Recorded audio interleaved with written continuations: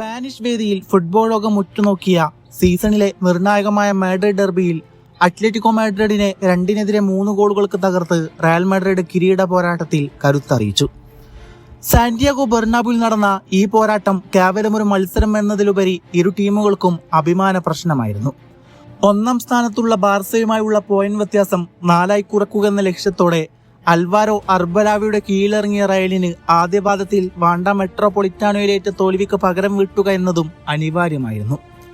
മറുവശത്ത് 1950-51 സീസണിന് ശേഷം റയലിനെതിരെ ഒരു ലീഗിലെ 2 മത്സരങ്ങളിലും വിജയിക്കുക എന്ന ലക്ഷ്യമായിട്ടാണ് ഡീഗോ സിമിയോണിയുടെ അത്ലറ്റിക്കോ എത്തിയത്. മത്സരത്തിന്റെ 33-ാം മിനിറ്റിൽ നൈജീരിയൻ താരം അഡമോള ലുക്മാൻ അത്ലറ്റിക്കോയെ മുന്നിലെത്തിച്ചു. മാഡ്രിഡ് ഡെർബിയുടെ ചരിത്രത്തിൽ ഗോൾ നേടുന്ന ആദ്യ നൈജീരിയൻ താരമെന്ന റെക്കോർഡ് ഇതോടെ ലുക്മാൻ സ്വന്തമാക്കി. സിമിയോണി നൽകിയ മനോഹരമായ ബാക്കിൽ പാസ് സ്വീകരിച്ച് പെനാൽറ്റി ബോക്സിലേക്ക് ഇരച്ചു കയറിയ ലുക്മാൻ കൃത്യമായ ഫിനിഷിങ്ങിലൂടെയാണ് വലകുലുക്കിയത്. ആദ്യ പകുതിയിൽ 1 ഗോളിന് പിന്നിലായിരുന്ന റയൽ 2ാം പകുതിയിൽ വന്യമായ ആവേശത്തോടെയാണ് തിരിച്ചു വന്നത്. 52-ാം മിനിറ്റിൽ ബ്രഹീം ഡയസിനെ ഡേവിഡ് ഹോങ്കോ ബോക്സിൽ വീഴ്ത്തിയതിന് ലഭിച്ച പെനാൽറ്റി ലക്ഷ്യത്തിലെത്തിച്ച് വിനീഷ്യസ് ജൂനിയർ റയലിന് സമനില നേടിക്കൊടുത്തു. എന്നാൽ 3 മിനിറ്റുകൾക്ക് ശേഷം അത്ലറ്റിക്കോ താരം ജോസ് മാരിയ ജിമിനസിന് പറ്റിയ അബദ്ധം മുതലെടുത്ത് ഫെഡറിക്കോ വാൽവർദെ റയലിന് 2-1 ലീഡ് സമ്മാനിക്കുകയായിരുന്നു. കളിയിൽ ആധിപത്യം ഉറപ്പിക്കാൻ സിമിയോണി നടത്തിയ മാറ്റങ്ങൾ ഫലം കണ്ടു.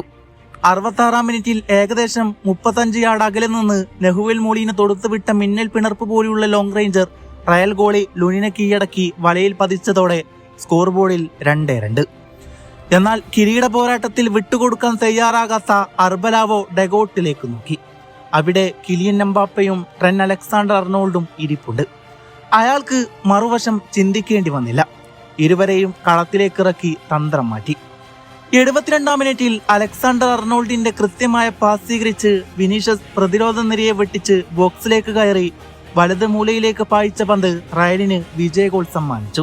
77-ാം മിനിറ്റിൽ അലസ് ബീനക്കെതിരായ ഫൗളിന് വാൽവർദെ ചുവപ്പ് കാർഡ് കണ്ട് പുറത്തായതോടെ 10 പേരായി ചുരുങ്ങിയ റയലിന് മേൽ അത്ലറ്റിക്കോ കടുത്ത സമ്മർദ്ദം ചെലുത്തിയെങ്കിലും ഭാഗ്യം കൊണ്ടും പ്രതിരോധ മികവ് കൊണ്ടും റയൽ മാഡ്രിഡ് ജയമുറപ്പിച്ചു. ഈ വിജയത്തോടെ 29 റൗണ്ടുകൾ പിന്നിടുമ്പോൾ ബാർസലോണക്ക് തൊട്ടു പിന്നിൽ റയൽ മാഡ്രിഡ് തങ്ങളുടെ കിരീട സാധ്യതകൾ സജീവമാക്കി നിലനിർത്തുകയാണ്.